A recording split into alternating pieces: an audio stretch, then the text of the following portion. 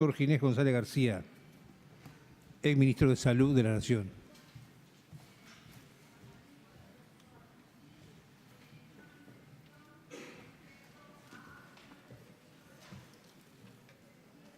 Hola, qué día, ¿no? Me acordaba, bueno, no me acuerdo si vos eras senador, en este recinto cuando trabajamos mucho la ley de salud sexual y procreación responsable, ¿no? Esto fue en el año 2002, octubre del 2002. Ese año tuve mucha participación en el Senado. Esta fue la Cámara que inició la ley de prescripción por nombre genérico. Y después, bueno, esta otra ley, que realmente creo que hemos evolucionado. Lo digo en el sentido que esa ley, que no resultó tan difícil de salir, hubo que hablar con muchos senadores, pero sí resultó muy difícil de aplicar. Por eso me gusta que todos digan ahora que hay que hacer educación, educación y educación. Porque créanme que fue dificilísima. Yo compré en la primera compra el consumo de un año de todos los anticonceptivos. Y después, creyendo que iba a tener una posibilidad de acceso importante, lo empecé a distribuir. Y me encontré con varias provincias, si ustedes miran la historia, hay varias provincias que no se adhirieron a esa ley, todavía. Que casualmente son las provincias cuyos problemas son más serios, tomándolo por donde uno los mire. Tasa de muerte materna, tasa de embarazos adolescentes, en fin. Y creo que, bueno, en el sentido que hoy todos digan que es necesaria la educación, no es poco. Pero tengan en cuenta que en realidad, en mi experiencia en los 6 años que fui ministro, hice lo que debe hacer cualquier funcionario, cumplir con las leyes. Y me costó una barbaridad cumplir con la ley de salud sexual y procreación responsable. Y mucho más con la ley de despenalización parcial del aborto. Tuve que ir prácticamente a 7 u 8 provincias para casos que eran flagrantes, que eran violaciones menores, disminuidas mentalmente, todos tenían la configuración. Quiero decir con esto que hace mucho tiempo que yo veo que hay una resistencia absoluta a cualquier medida que tenga que ver en el sentido educativo, en el sentido de acceso a los mismos insumos que cualquier mujer los compra en una farmacia, que lo tuvieran las más débiles, y que creo que en algún punto parte de las cosas que discutimos hoy también reflejan esa actitud. ¿Por qué yo creo que esta ley es importantísima?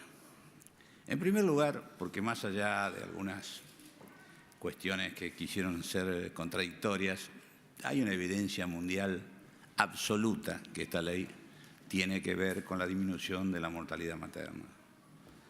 En segundo lugar, porque hay más evidencia que tiene que ver con creo que tenía una filminita, ¿no? Bueno, no importa, total eso, todos escuchan y saben de qué estoy hablando. No sé quién pasa las filminas acá, yo en realidad soy, como te dan cuenta por mi apellido, yo no soy un tipo que maneje mucho la tecnología, ¿no? Pará. Arriba, por favor. Reducción de la mortalidad materna.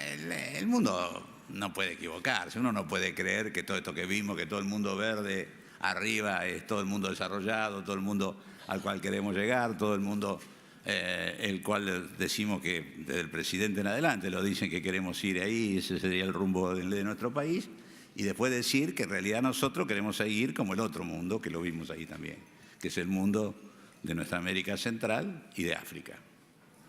Entonces, si el mundo hace eso y tiene tasa como tiene, que no solo dependen de esto también es cierto, pero que tiene mucho que ver esto, y en el caso de la Argentina, donde la ilegalidad del aborto genera muchas consecuencias, como bien lo dijo el ministro hoy, en realidad es una medida sustantiva desde el punto de vista de la salud pública. En segundo lugar, porque la segunda cosa que genera es una enorme cantidad de internaciones, que el ministro dijo que los últimos 5 años son 46.000 y fracción. Cuando yo estaba había 70.000. Es cierto que lo hemos disminuido. ¿Por qué lo hemos disminuido? Porque bueno, los programas, como pudimos, han funcionado, hay más prevención del embarazo no deseado, eso es cierto, Pero también, ¿saben por qué? Porque hay un cambio tecnológico. Un cambio tecnológico, que es lo que habitualmente cuando se legalizan esos programas se incorpora, que es los medicamentos. Los medicamentos generan, más allá de lo que he escuchado también recientemente, muchísimo más efectividad, muchísimo más seguridad, se autogestionan en muchísimos casos, porque obviamente desde que se toma la píldora no se puede quedar ahí, se manejan por consultorio externo, con lo cual se simplifica mucho y por supuesto con un costo infinitamente menor desde todo punto de vista. Entonces, la cantidad de internaciones, de dolores, de tragedia, porque cuando uno habla de números dice 45, 46 mil como si fueran... No, cada uno de ellos es una tragedia y una tragedia seria, que es evitable además, porque hay cosas que no son fácilmente evitables. Es decir, las enfermedades crónicas existen, hacemos todo lo que podemos, pero son realmente cuando se dan a una determinada edad, la cantidad de años que se pierden de vida son mucho menores. Es decir, hay formas de determinar prioridad. Y créanmelo que esta es una prioridad de la nación argentina, por lo menos en mi criterio, y creo yo en el criterio de algunos otros, como es el caso del actual ministro. A la que sigue, por favor. La morbilidad... Ah, sí, muchas gracias. Muchas gracias. La morbilidad también, ya lo dije recién, se reduce sustantivamente. Cada una de esas internaciones significa invalidez, mutilación, infertilidad. No quiero hacer nada trágico ni terrorista, pero realmente por algo fueron internadas. Y muchas de ellas, además, algo que también insinuó nuestro ministro, es que en realidad están subregistradas, porque el registro que tomamos es solamente en el sector oficial, que probablemente tenga mayoría de internaciones post-abortos inseguros, como consecuencia que naturalmente son los de la clase social más baja socioeconómicamente. Pero no registra para nada lo que sucede en los establecimientos privados.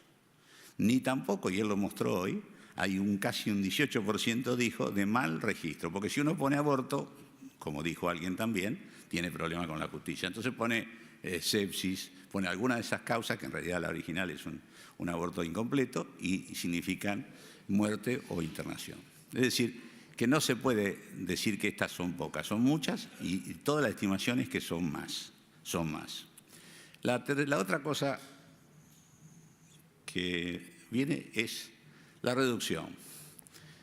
Acá se hizo recién, bueno, en verdad a veces parece más que un debate, un combate, ¿no? En la forma en que se insinúan para algunos, pero en realidad la evidencia es muy sustantiva, es internacional, es decir, todos los países tienen, y bien lo dijeron unos cuantos antes que yo, un inicio con incremento, porque lógicamente una actividad que era ilegal se legaliza y tiene... Esta estimación que trajo hoy el ministro fue 351.000, en la estimación nueva del Ministerio de Salud, yo no la sabía. Yo hice hacer por dos investigadores importantes, en mi época una, y eran un poco más, había un rango entre 340 y 520. Pero cualquier día, el número que sea, es una barbaridad como circunstancia, es una cosa de una magnitud impactante. Entonces, reducirla y tocarla es realmente meterse con una cuestión fundamental. Esto le resultará a algunos raro. ¿Cómo reducción de la mortalidad y morbilidad de los niños, sobre todo menores de 5 años? Claro, porque más de la mitad de las muertes maternas son madres. Y está perfectamente demostrado que, sobre todo en los menores de 5 años, la falta de la madre tiene un aumento del riesgo de morir y de enfermar entre 5 y 50 veces. Reducción de los abortos, todo lo que decía antes. ¿Por qué? Porque cuando se saca el componente central para que la situación sea, ¿cómo es? ¿Qué es el miedo? El miedo hoy ejerce de distintas maneras y todas negativas. Primero, no inhibe que los hechos sucedan. Es decir, manejarlo como un delito, ¿qué efecto tiene? Hace muchos años que se maneja. No tiene ningún efecto sobre la cantidad y el número de abortos que se produce. Manejarlo como un delito sí tiene efectos de que se haga ilegalmente, que tenga las consecuencias que tiene, que tenga la muerte que tiene, que tenga la enfermedad que tiene y que sea un negocio clandestino. Esto es también un negocio. Negocio de los medicamentos. Por ejemplo, el medicamento que se vende acá para otro uso cuesta 3.200 pesos. Se usan de ese medicamento que tiene 16 píldoras, 4. A veces hay que repetirlo, se usan 8. créame que el mercado clandestino que hay tiene un costo infinitamente superior y lamentablemente saben por dónde se maneja esto, por Mercado Libre. Y el ANMAT denuncia a Mercado Libre que esto está sucediendo, entonces Mercado Libre pone en su consigna que tal palabra no puede ser vendida y en realidad le cambian un poquito el final de la palabra y sigue existiendo en Mercado Libre. Entonces, no hablo del otro del negocio ilegal, que es obviamente los abortos institucionales, que impacta a otro de los temas que tenemos que ver. ¿Pero por qué se reducen los abortos? Porque se acerca, pierde el miedo.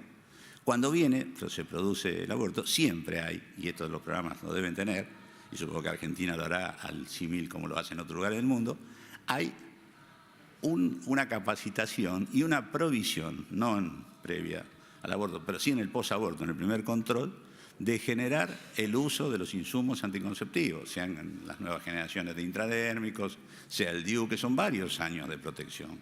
Entonces empieza a reducirse el número de abortos, ¿no es una estrategia efectiva y vuelvo a decir, sobre evidencia mundial, que nosotros digamos que la OMS, por ahí escuché recién una teoría conspirativa que estaba todo el mundo en contra creo que de Uruguay, decía, no digamos eso, porque si no, te vuelvo a decir, nosotros en realidad son máximos organismos, los integran todos los países, nosotros somos miembros, no aconsejan, porque no pueden hacer un consejo político, pero sí dicen claramente cuáles son las evidencias entre una alternativa y otra, y lo dicen muy claramente.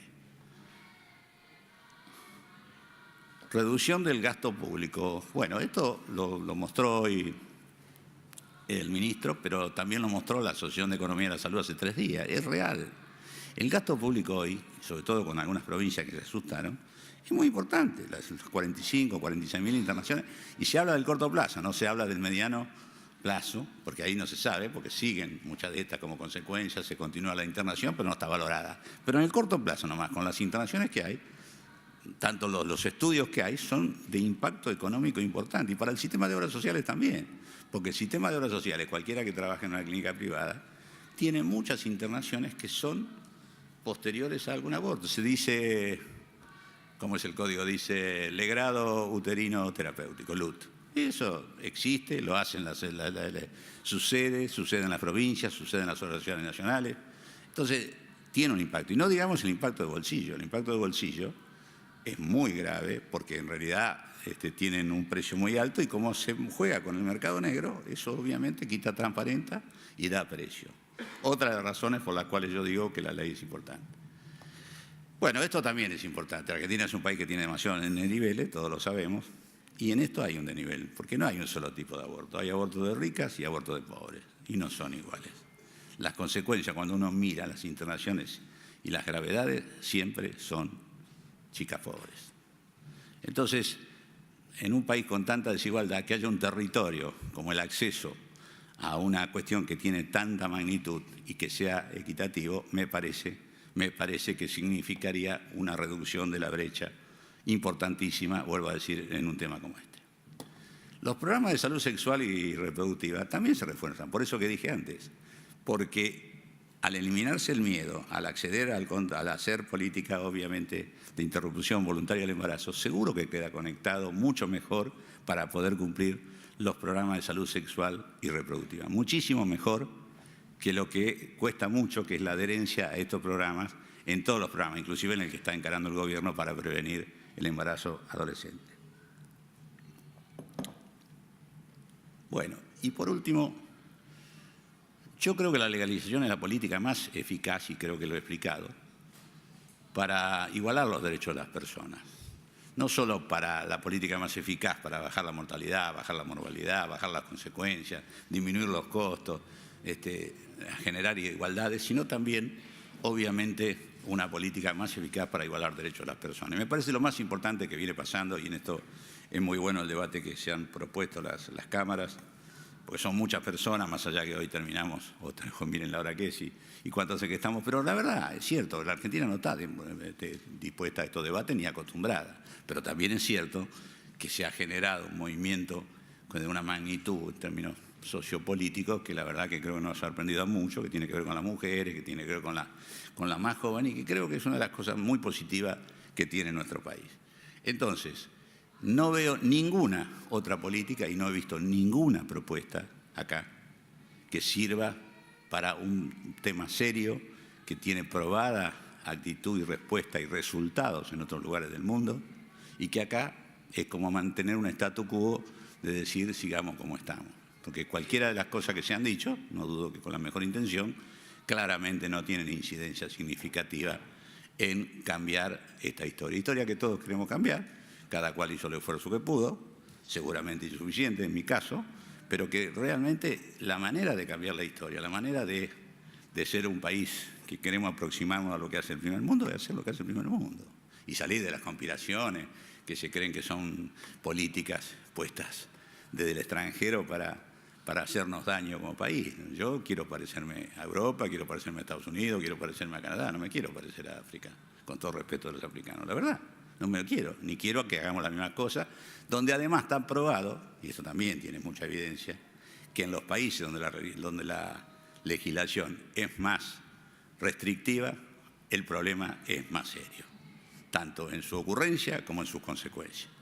Por eso digo, creo que sobran razones para tomar esta ley como lo que es. Si es perfectible, si alguna cosa está no tan bien, sí, posiblemente, pero me parece que son detalles absolutamente pequeños vinculados a lo bueno que sería esta ley, sobre todo en un momento donde, bueno, como dije antes, tenemos la ocasión de ser huéspedes en el G20, ningún país del G20, salvo nosotros, tendría esta legislación restrictiva, y eso no es poco, porque, bueno, es una vidriera al mundo, y este es un tema que empieza a ser clamor en la República Argentina.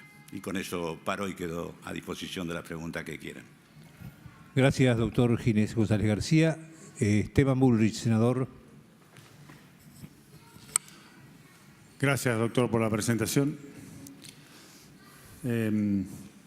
Dos comentarios que me parece más que una pregunta, pero como reflexión para algo similar a lo que le planteé hoy al ministro, pero para conocer su visión.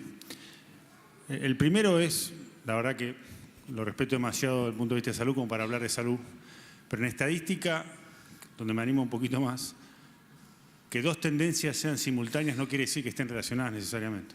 Entonces me parece que tenemos que ser más cuidadosos cuando decimos que es la legalización la que reduce la mortalidad, la que reduce los abortos, porque hay evidencia también que se ha logrado estos dos efectos sin la legalización del aborto. Entonces me parece que tenemos que ser más integrales en la mirada de cuáles son los efectos de una determinada ley, porque si no podríamos estar mintiéndole a la gente que está afuera, creyendo que esta ley va a generar esa panacea. Y ahí voy al segundo punto.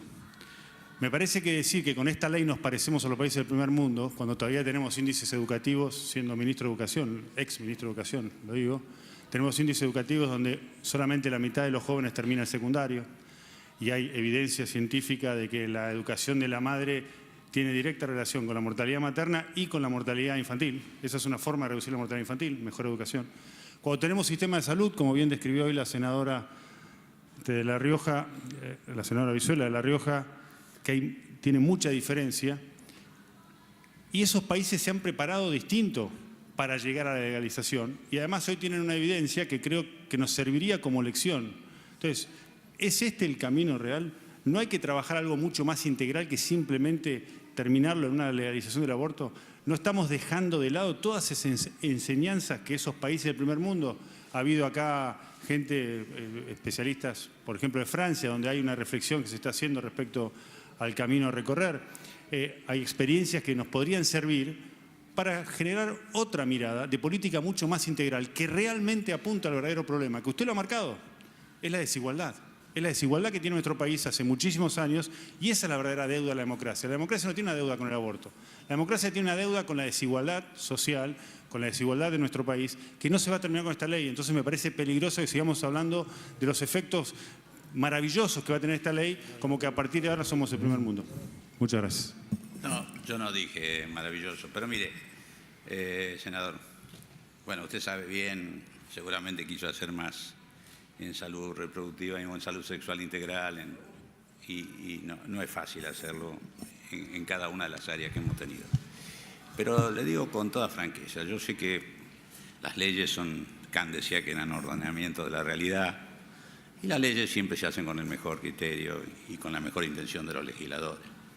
Pero muchas veces las leyes no tienen el efecto deseado, no son lo productivas que uno cree. Yo creo realmente que, dicho con absoluta honestidad, pocas veces una ley puede causar un efecto tan beneficioso en el corto plazo como esta.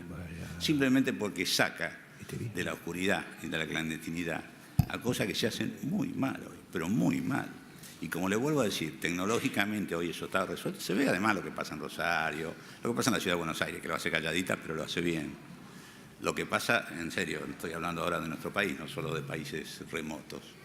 Rosario tiene 0 de mortalidad materna, por ejemplo, no solo por esto, pero no deja de ser circunstancia que no tenemos en otro lugar del país. Las provincias que a veces son más conservadoras en cuanto a incluir las medidas son las provincias que tienen mayores problemas, con lo cual uno dice, ¿pero cómo? Tendríamos que buscar, y no es esta la única, yo obviamente no fue la única política que hice, lo único que hice fue, yo fui perseguido de una manera dura, con amenaza, y que yo simplemente por el programa de salud sexual y procreación responsable. No era por ninguna de las cosas. Yo sí dije públicamente que creía que la despenalización iba a ayudar, pero nunca lo intenté porque estaba en combate pleno para que se aprobaran, para que se ajustaran o se cumplieran las leyes que ya estaban vigentes.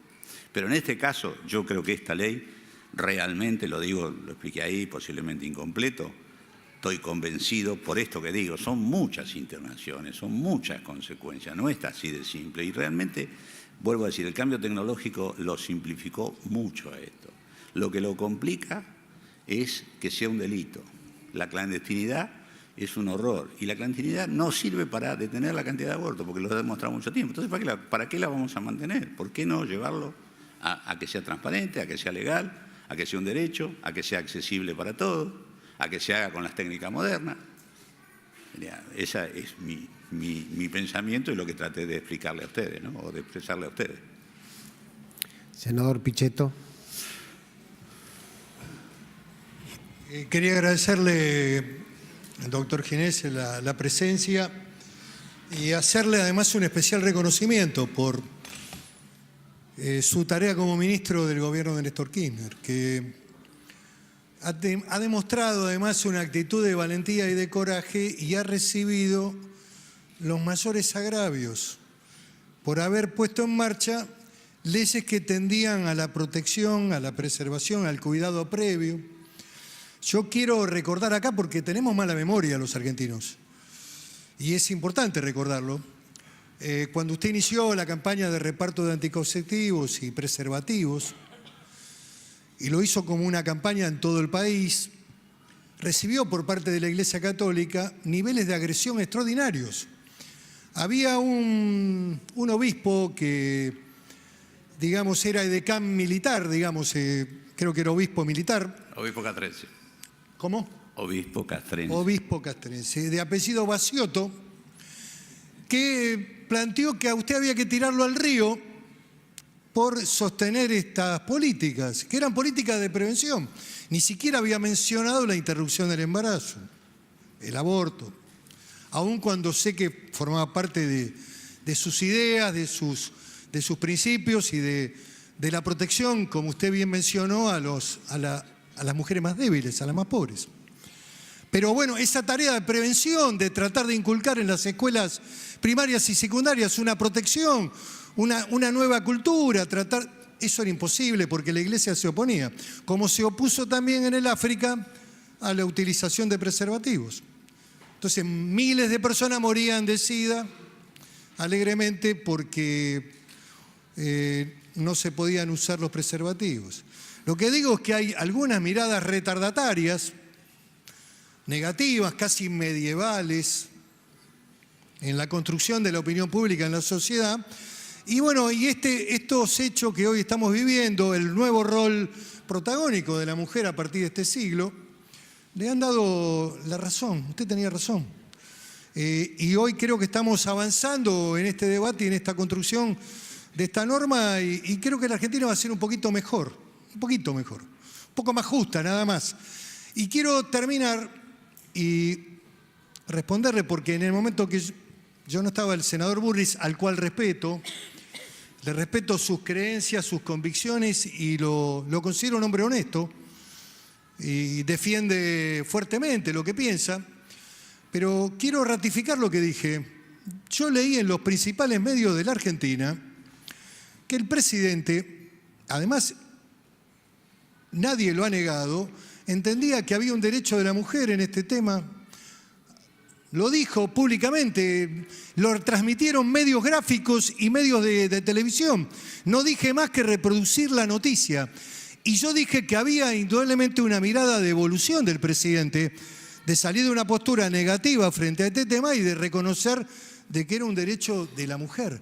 A mí me parece importante tener un presidente que piense de esa manera. No me volví macrista.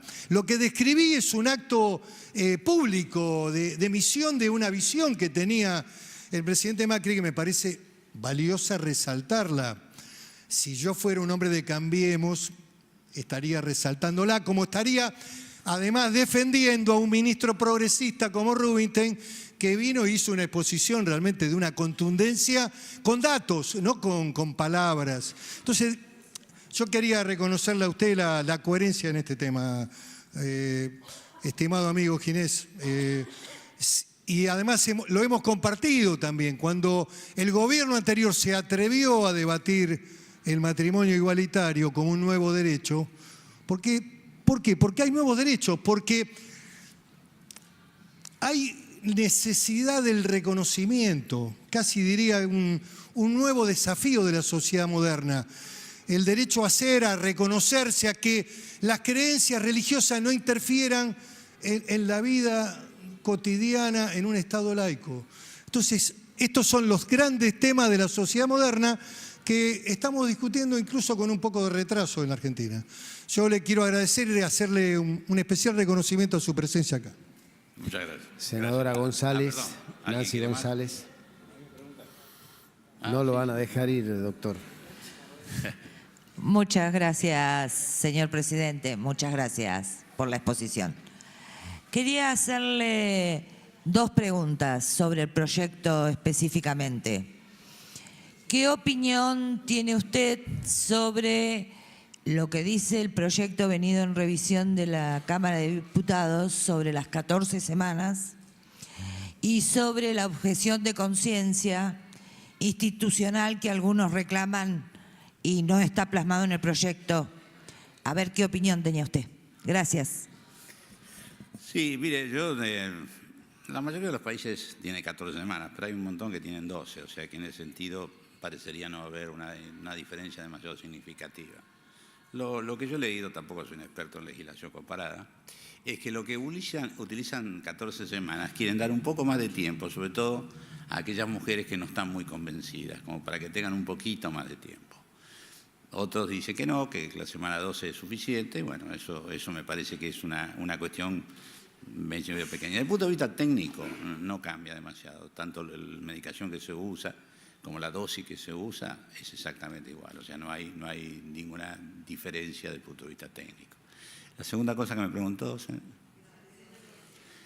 Y yo no soy un tipo de abogado, ¿no? Pero obviamente es difícil pensar en una conciencia institucional. Ahora también es cierto que un poco lo que decía hoy acá el propio ministro, lo decía creo que Miguel Pichetto, se puede vetar, o sea, en ese sentido, porque si eso es el conflicto, convengamos que ese conflicto se resuelve rápidamente. Instituciones como algunas de las que han hecho esta exposición, como la otra, no le cuesta nada hacerle firmar a todos que tienen objeción de conciencia y se termina, nadie va a obligar a nada institucional. Pero bueno, posiblemente sea una espinita que en términos de tratar de eliminarla sea importante, ¿no es cierto? Pero me parece que no es sustantiva desde el punto de vista. Lo que sí es cierto, algo que decían los uruguayos, hay que ayudar a que eso no signifique una reacción en cadena y la negación de un derecho y de un servicio. Senadora Durango. Gracias, doctor, por estar acá. Gracias por su exposición. Iba a preguntar lo mismo que la senadora Nancy González, pero bueno, ya lo contestó. Simplemente quiero decirle que tengo una hija que es Médica Sin Frontera. Y para ratificar lo que usted acaba de decir del África, solo habría que preguntarle a las médicas y a los médicos sin frontera la devastación que genera en los países africanos donde el aborto no está legalizado, que creo que es casi en ninguno. Porque la verdad que los ginecólogos y las ginecólogas Médicas Sin Fronteras saben de este drama cotidiano que viven todos los días. Así que simplemente era eso para ratificar lo que usted había dicho y también, como dijo el senador Pichetto, reconocer su trabajo, porque en las provincias argentinas hemos reconocido su trabajo a lo largo de su ministerio. Así que simplemente por eso. Senadora Elías. Gracias, presidente. No quiero hacerle preguntas al doctor, pero no quiero dejarlo pasar al senador Pichetto. No lo voy a dejar pasar porque hace un rato nos hemos puesto de acuerdo de no agredirnos. Hace un rato hemos puesto reglas, entonces, con todo el respeto y el afecto que le tengo, no soy medieval, senador, y no voy a aceptar que me diga medieval. Yo acepto su mirada, pero mi mirada, que mi derecho termina donde empieza el derecho del otro. Mi discusión la hago con absoluta honestidad intelectual, como sé que lo hace usted. Entonces, no nos llame medievales para que no nos peleemos. ¿Sí? Gracias, presidente. Senadora Fiore. Disculpas, no lo dije por ningún senador. Me referí puntualmente a algunas posiciones de la Iglesia argentina que considero que son retrógradas, como lo fueron en el debate de matrimonio igualitario, como lo fueron en el tema del divorcio vincular. Me parece que es imprescindible que la Iglesia tenga comprensión de los nuevos fenómenos, de las nuevas demandas sociales, del rol de la mujer, del derecho de la mujer. Esto es lo que estoy diciendo, no lo dije por usted. Que quede claro, no he ofendido a ningún senador ni a ninguna senadora. Aclarado. Senadora Fiore. Muchas gracias, señor presidente. Doctor, buenas tardes, buenas noches, no sé ya a esta altura. Le quería hacer una consulta. Usted hablaba del tema de los abortos y dijo al pasar que se daban cifras en nuestro país entre 340.000, no es algo que usted haya dicho, ya está dando vuelta esa cifra, entre 340.000 y 500.000 abortos. Perdón, le termino de redondear así. Le hago la pregunta porque a mí me llama la atención la cantidad y le digo por qué. Tengo acá una hojita que bajé de la Fundación Guttmacher, o no sé cómo se pronuncia, pero que cuenta que en Estados Unidos, y acá digo las fuentes y todo, como decían recién, no paso carátulas sin nombre y apellido, sino que digo las fuentes, en el año 2016-2017 se hicieron 926.190 abortos, en Estados Unidos con 400 millones de habitantes. Quien vino a exponer, que era francesa y hace 3 años que está en nuestro país, nos dijo que en Francia, con 66 millones de habitantes, se hacen 200.000 abortos. Y tengo acá también de fuente, y digo, es el Instituto de Política Familiar de la Unión Europea, que tiene un informe sobre la evolución de la familia en Europa, y da cuenta que en el año 2015, el número de abortos que se hizo en toda la Unión Europea, que son 28 países, son 1.021.044 abortos. Entonces, de ahí es que me hace ruido que nuestro país pueda tener 540.000. Y de todos modos, y ya con esto concluyo, tanto que se habla de Europa y demás, hay una preocupación que hoy tiene la Unión Europea, porque resulta que por la tasa de fecundidad están por debajo del nivel de reemplazo generacional. En Europa, desde 1980 a hoy, se hicieron 52 millones de abortos. Y cuando después analizamos los países europeos a quién nos queremos parecer, estaría bueno que en todo caso lo imitemos en el ingreso del PBI per cápita, por ejemplo, que en el caso del Reino Unido es $35.200, en el caso de Suiza 70.857. No le voy a hablar del tema de pobreza, de desempleo, o cuánto gana un jubilado en esos países y cuánto ganan acá, porque realmente decir que vamos a entrar al primer mundo solamente por la ley del aborto y desconociendo todas estas cifras, me parece una locura. Pero sí quería que usted me diga de dónde sale estas cifras de 500.000 abortos. Gracias. ¿Cómo no? Como usted sabe bien, esto es un mundo oscuro, clandestino y silencioso. Yo creo que el primer estudio, obviamente no lo hice yo, cuando estaba de ministro se lo encargué a 2 estudios de 2 investigadoras muy trascendentes que hicieron todo el método, etcétera, etcétera, que ellas dieron el estudio que usa todo el mundo con un rango, pues justamente es una estimación, así que tiene un rango grande, entre 520 y 360. El segundo estudio que mencioné es el que dijo hoy el ministro, que yo no lo conocía, dijo 351.000, que era la estimación que había hecho el Ministerio de Salud, que todo tiene técnica, no es que uno haga así, no, se hace de acuerdo con las consecuencias. Probablemente lo que dice usted tenga que ver con que en esos países hay menos abortos porque ha disminuido el número de abortos porque hace muchos años que estén haciendo este tipo de campañas. Pero lo que es real, vuelvo a decir, no me parece que la discusión si es 300.000 igual es una barbaridad, si es 250.000 igual es una barbaridad. Lo que es seguro que está registrado son sus consecuencias.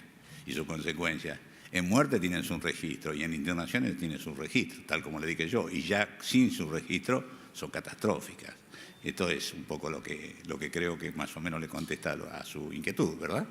Sí, muchas gracias, doctor. Lo que pasa es que para fijar políticas públicas me parece que hay que hacerlo en base a cifras ciertas y no a supuestos. ¿Va a salir a contar la clandestinidad? El ministro que estuvo antes que usted habló de 47.000 internaciones y habló de 43 abortos, y esos eran los números que maneja el Ministerio de Salud Pública.